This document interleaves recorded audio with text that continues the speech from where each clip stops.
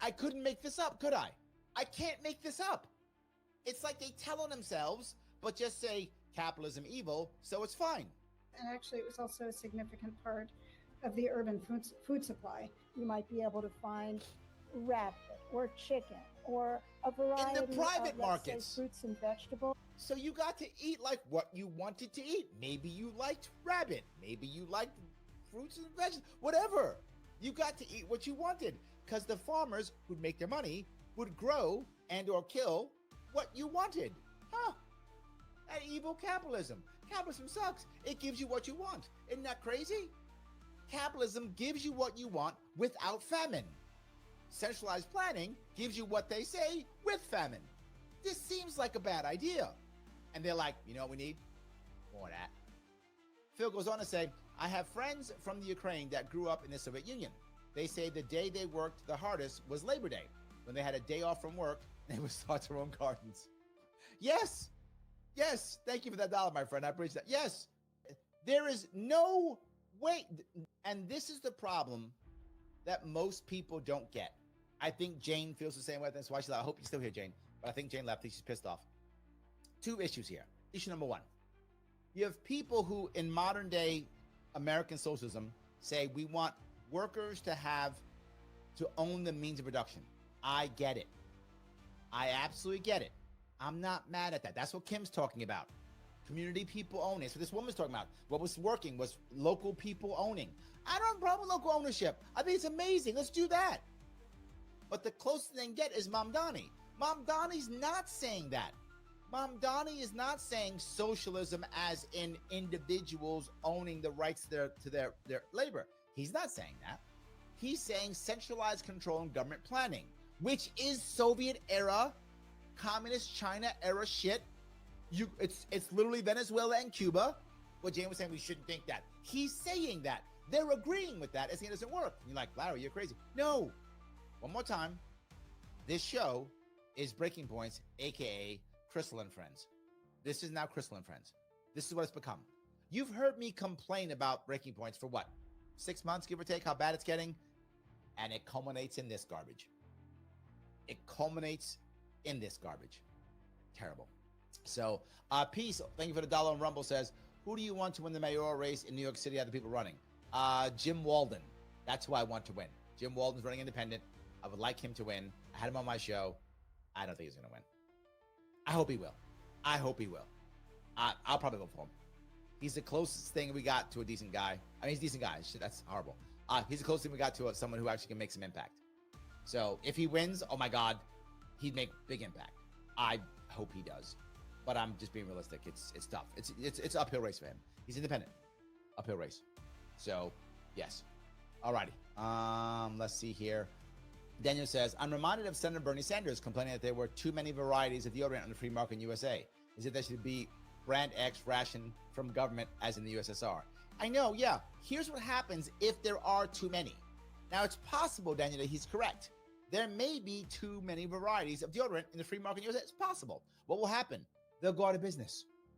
And there will soon not be too many. Over time, there's exactly the right amount of varieties of deodorant. Over time, exactly the right amount. Because people stop buying things they don't want. That's how that works. Government doesn't do anything. Yes. That you might not be able to find, especially in the winter, in a local Soviet grocery store. See, you can't find. She literally said you can't find the food in the local Soviet grocery store. She's saying it. You can't find it. See, Mike, you said that everything you said, Mike, when you were in Moscow in the 90s, she's saying, yeah. But the food there was not subsidized and it was expensive. See, but it was expensive. So get cheap food that you don't want, you don't like, and when it runs out, you starve, literally. Not, I'm hungry starving, you starve to death. So option one is cheap food, some sort of by the government, what the government tells you, so not what you want, and when it runs out, you starve to death. Option one. She's like, that's a great job. Other option, more expensive food, but it's what you want, and you don't starve. Huh. I'm going to go with the more expensive, what I want, don't starve. I like that one. I want to go with that one, please. I would like what I want. Don't starve to death. Expensive. I'll go with that, because then, to Bill's point, I'll just work harder on Labor Day to make some extra cash so I can pay for the food and not die. Or for what she wants, take cheap food, not what you want, can't find what you want, and then when it runs out, you die. I like the expensive thing better. I'm gonna go with that one. So back to America, going into the 1900s. So now he just goes going to the 1900s. Supermarket chains just kept getting bigger and bigger, but even with the takeover of mega chains, food desert. The takeover of mega chains. He said 1900s. What he said? He just moves all around just to say, see, capitalism bad. There weren't mega chains 1900s. That wasn't a thing. Deserts didn't really start happening until the 80s. So a food 80s. desert, just to be clear, is when a grocery store is. So remember, he said this thing that was terrible happened in 1850. Now he's in the 1980s. So what is he saying? The private market worked for 130 years. That's what he just said. He won't tell you that. So he just goes, well, and now 1980s, it all sucks now. That's what he just said. But he just said it happened with 1840? 1830, 1840? So for 140 years, it was working. Then all of a sudden, evil capitalism or something.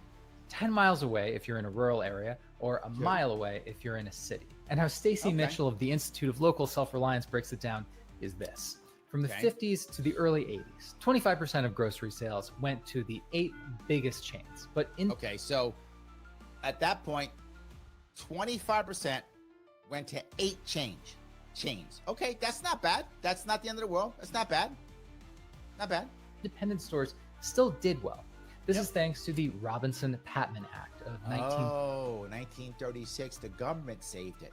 Yeah, that's why the government saved it, because they were having problems in 1936.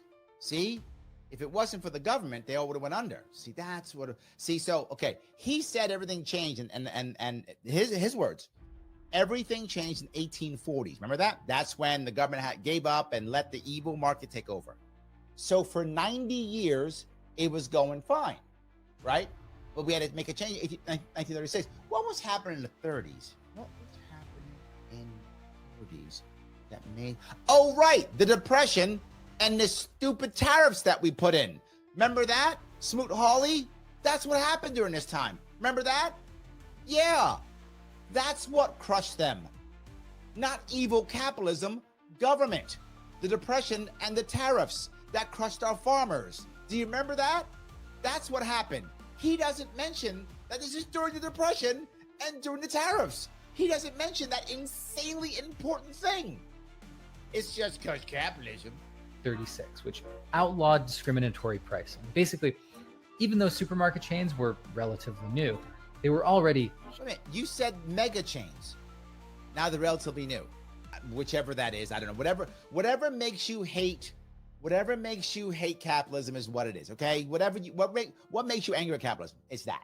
Just whatever that is. Yes. So again, for 90 years, to be clear, for 1840 to almost 100 years, for almost 100 years, these grocery stores were not doing things that were bad. They were like just whatever. It was fine, didn't require any laws, so good. Then all of a sudden, randomly, in 1936, for no reason, we required this anti-discrimination law. What was happening at that time? Oh, yes. Tariffs. Depression. Huge players in the market. Big enough that food distributors felt the need to give them discount prices.